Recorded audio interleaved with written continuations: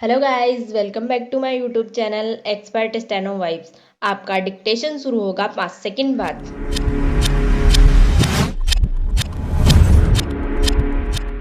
Start. संक्षेप में प्रकरण के तथ्य इस प्रकार है कि एफआईआर नंबर 34/19 में अनुसंधान के पश्चात थानाधिकारी पुलिस थाना सामोद ने दिनांक 28/5/2019 को विधि से संघर्षरत किशोर के विरुद्ध धारा 341, 323, 354D भारतीय दंड संहिता तथा धारा 11/12 पोक्सो अधिनियम के तहत किशोर न्याय बोर्ड के समक्ष आरोप पत्र पेश किया, जहां किशोर ने स्वयं पर आरोपित अपराधों को सुन समझकर आरोपों से इनकार कर अन्वीक्षा चाही। विराम पेरा। दौरान अन्वीक्षा कुल 12 गवाहान परीक्षित हुए तथा दस्तावेजी साक्ष्य में घटना की तहरीरी रिपोर्ट प्रदर्श P1, नक्शा मौका घटनास्थल प्रदर्श P2, कविता के बयान प्रदर्श P3, चोट प्रतिवेदन प्रदर्श P3, फर्द निरुद्ध किशोर प्रदर्श P4, कविता की जन्म तिथि बाबत प्रधानाचार्य द्वारा थानाधिकारी पुलिस को दिया गया पत्र प्रदर्श P5, कविता के SR रजिस्टर की प्रति प्रदर्श P6 दस्तावेजात पेश किए गए। विराम। तत्पश्चात धारा 313 दंड प्रक्रिया संहिता के तहत किशोर को परीक्षित किया गया तो उसने स्वयं के विरुद्ध आई साक्ष्य को गलत बताते हुए साक्ष्य सफाई पेश करना नहीं चाहा। विराम। प्रकरण में बहस अंतिम सुनी गई। बहस पर मनन किया गया तथा पत्रावली का अवलोकन किया गया। विराम पेरा।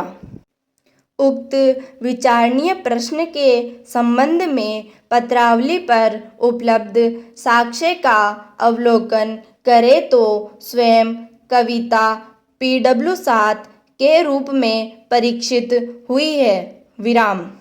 कविता दिनांक 14/2/2019 को सुबह 9 बजे जब वह स्कूल जा रही थी तो रास्ते में किशोर स्कूटी लेकर खड़ा था तथा गवाह को कहता था कि वह उससे शादी कर ले तथा गवाह के मना करने पर उसने उसकी चोटी पकड़कर खींचा और उसके गाल पर चाटा मारा।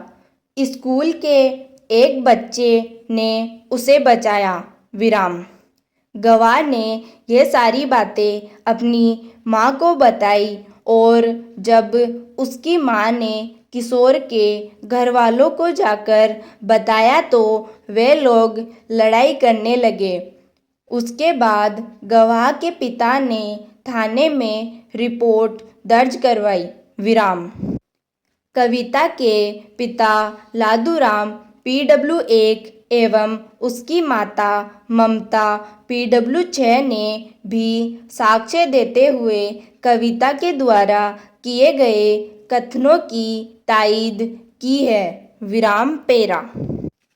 पत्रावली पर उपलब्ध साक्ष्य का अवलोकन करें तो किशोर ने उसकी सहमति के विरुद्ध इस आशय से स्कूल जाते वक्त उसका पीछा करता था कि वह कविता से दोस्ती कर सके एवं इसी प्रयास के तहत किशोर ने लैंगिक आशय से उसकी चोटी पकड़कर उसे खींचा एवं उसका लैंगिक प्रपीड़न किया।